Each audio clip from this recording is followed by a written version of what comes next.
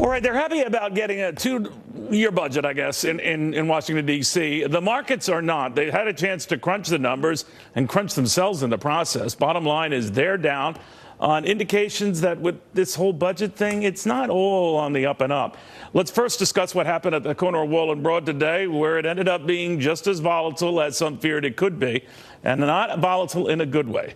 Fox Business Network's Deirdre Bolton on what happened. On what happened, Neil, that is the right question. If you take a look at this chart, I mean, look at how many mountains and peaks and valleys we had. When we spoke earlier, it was up 350 points, down 127. So obviously, this is the way that we are finishing some trades settling out, but just another volatile day in the markets. Now, if you look at the way that the S&P 500 and the NASDAQ, you're going to see a similar sort of pattern. If we put up the intradays, you would see the same kind of rockiness throughout the day.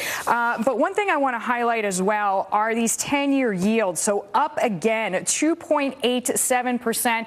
And, you know, this is settling obviously a little bit, but this is what we started talking about last week when we had that stronger than expected print on the jobs report, the idea of wage inflation having gone nowhere for almost a decade and then accelerating very quickly, just pushing these treasury yields up and making everybody worry that the Fed is going to get in here, be more aggressive, and therefore make borrowing more expensive across the board. Let me show you what happened in oil as well, because it hit a 4-week low. A lot of this was on inventory concerns, but you're going to see it behind me here. You're going to get a year. So that is actually the price today. But just to put it in context, trust me, it's a 4-week low. A lot of that based on inventory. Copper being hit as well. So just this whole kind of volatility, the main line here is it's not just about stocks. It is hitting every single kind of component, every single element in the market that we follow.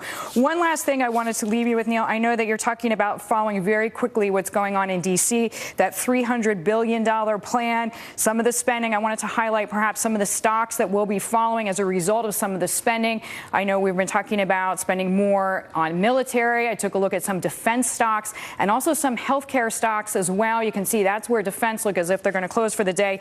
Healthcare as well, I just kept my eye on, which you can see are down due to the fact that there is going to be increased spending, at least in theory, on dealing with the opioid crisis. So a lot to follow, a lot of moving parts here in New York, and then, of course, in D.C., and then our reaction to that. Yeah, it's a mess. It is a mess. All right. And to Deirdre's point here, the problem with this 2-year budget deal is just to satisfy both parties were satisfied with essentially hundreds of billions of dollars worth of extra dough that they could spend pretty much as they wish. Just listen to what Mitch McConnell and Chuck Schumer have in store. The agreement will clear the way for a new investment in our nation's infrastructure. $20 billion to augment our existing infrastructure programs. Fund new grants, prevention programs, and law enforcement efforts in vulnerable communities. $6 billion to fight against the opioid and mental health crises. Unwind the sequestration cuts that have hamstrung our armed forces. Increase in defense spending, $4 billion to rebuild and improve veterans' hospitals and clinics. It also provides funding for disaster relief efforts. $5.8 billion for the bipartisan Child Care Development Block Grant. $2 billion for critical research at the National Institutes in Health. $4 billion for college affordability. Lift funding for domestic programs by $131 billion. The budget deal is a win for the American people. All right, that's always in the eye of the beholder. I did not mean to make that seem like it was only Chuck Schumer who was adding to this. The Republicans were just as much with their dollar tally in all over the next 2 years, $300 billion more in spending beyond what we have right now. Both the Republicans dug into that trough and the Democrats. I am not implying here this was just Chuck Schumer and his piling onto it. Both of these parties now have gone ahead and turned their back on sequestration cuts that they agreed to years ago. That was sort of supposed to be an automatic spending backbone in case they couldn't do it themselves. Now they've essentially said, that's done. That is over. And keep in mind, we're looking at a deficit this year likely topping $1 trillion, again, on both parties, and no indications as to how they will ever address that. Peter Doocy on Capitol Hill with the latest, because I guess, Peter, this is not a slam dunk.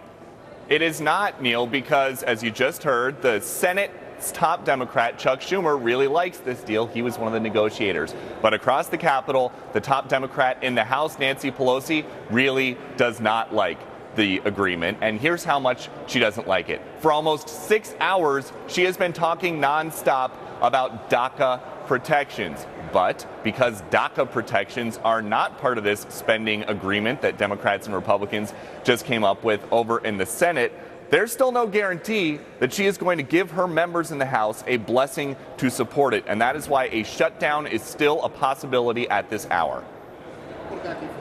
This morning, we took a measure of our caucus because the package really does nothing to advance a bipartisan legislation to protect Dreamers in the House. Without a commitment from Speaker Ryan, comparable to the commitment from Leader McConnell, this package cannot have my support. And statements like that put the entire package in peril because Republicans may not have enough of their own votes to support it without any help. That's because some conservatives are not happy that the spending caps that just went away are not matched by similar cuts elsewhere in the Senate-backed bill. I just think it's a bad deal. I mean, I think it's unfortunate that this is where it goes. We were in a good position to actually break this idea that Democrats always get to hold defense spending hostage for growing government and growing social programs. So that's unfortunate that I thought we were in a good position to win the bill we sent over yesterday. Unfortunately, that's not where it's going. The hallways of the Russell Senate office building across the street from the rotunda where I am have been clogged for most of the last hour with DACA protesters who have been having sit-ins. They have been screaming. So there's no doubt lawmakers can hear them. They can hear pressure from constituents about DACA. But so far, none of the legislation that is being considered by the Senate or anything that is set to be considered by the House has any protections for DACA recipients. It seems like GOP leaders in both chambers want to wait until the DACA deadline, which is next month. The only thing that could possibly change that, Neil, is a shutdown tomorrow. All right, thank you very, very much. And again, I want to emphasize that this is a pox on both houses, on both parties. This isn't just about Democrats wanting DACA. This is about both parties abusing dollars and cents equally, not one over the other. Both are cheating on something they agreed to little more than 7 years ago, and they are recklessly avoiding it. And that is why interest rates backed up today, and that is why a big jump in the Dow turned around today on the belief that these guys have created a problem. And this next guy agrees. He's a hell no on this budget deal. Doesn't like what his own party has done, certainly doesn't like what Democrats have done, and doesn't like the fact that we forgot about something called fiscal resolve or anything approaching it. He's Alabama Republican Congressman Mo Brooks. He's a member of the House Freedom Caucus. So you're not a fan of this, sir, right? Absolutely not. It is a debt junkie's wildest dream with all the spending of money that we don't have. We have to borrow to get, and we can't afford to pay back. And you can see that already reflected in the credit markets, where we're going to embark on an unending stream of $1 trillion or more annual deficits. That's money taken out of the credit markets, money that's no longer there, that drives up interest rates. It is unfathomable to me that we want to bankrupt a country that it took centuries of our ancestors to build, but this legislation goes a long ways towards bringing about an American debilitating insolvency and bankruptcy, and I'm shocked at how bad and financially irresponsible this piece of legislation is. But in just 2 years, sir, as it's written now, you're going to spend $300 billion more, whatever Republicans think of defense and it needing it, whatever Democrats think of non-defense and it needing it.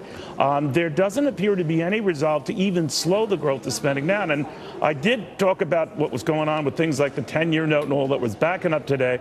I believe in large part due to the government essentially shrugging its shoulders at this. The economics are simple. If Fox were to borrow about 25% of its operational costs each and every year, before long, Neil, you'd be out of a job because Fox would be out of business. Same thing with a family. The economics are same for a country. People need to start looking at what's going on in Venezuela to see how bad it is when a central government goes into insolvency and bankruptcy. Recently, 800% inflation rate in Venezuela. Is that where we want to take the United States of America, with an insolvency of our central government? recently, over a 12-month period of time, 75% of the Venezuelan population suffered an average weight loss of 19 pounds because they can't get the food, the calories to sustain their body weight.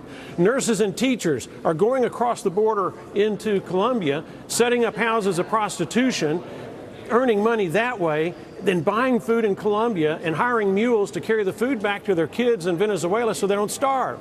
Is that where we want to take the United States of America? Again, this idea that we have unlimited amounts of money that we can borrow, it's a fiction, it's dangerous, and it needs to stop here. Well, you're right about that, Congressman. I don't think you have to be a Democrat or Republican to see that. Thank you, sir. Very good having you. Thank you, Neil. All right. Both parties were talking about how brave this was to do, how vigilant they were to do the right thing. There's no bravery in going into a restaurant and ordering an appetizer, the main meal, extra desserts and bottles of wine, and charging someone else for all of that. By the way, that someone else is us. There's nothing brave about that. So everyone's signing on to this and patting themselves on the back thinking they've just done something dramatic and something that's good for the country. No. Again, that is what rattles the markets. It should rattle you. Let's go to Gary Kalpam, Scott Chelledy, and Catherine Rooney-Vieira. Catherine, my worry with this is if they call this progress, then I'd like to know what lack of progress is. You're right, Neil, and I loved your analogy with the meal. I mean, this is what can take the markets down, Neil. The biggest concern for me, and I've been bullish on equity markets for a long time now, is inflation. And if the government goes whole hog on spending, as we've seen in the past, that is in fact inflationary. If it's inflationary, the Fed has to go more aggressively to the upside, has to hike rates. The Fed hikes rates, we see the 10-year Treasury breaking 3%. We broke 280. Breaking 3% isn't a big deal. And equities will not make it to 3,000 if you get a risk-off sentiment, which that will induce. All right, Scott Chelledy, the read here is that rates are only backing up a little bit in the scheme of things. You and I might remember when they were a lot higher, so no need to worry. But I think, Scott, right now the markets are worried that this is going to be at an inexorable jump up in rates, and where it stops, no one knows. Not like, the 80s or anything like that, but high enough to rattle investors. What do you think, Scott?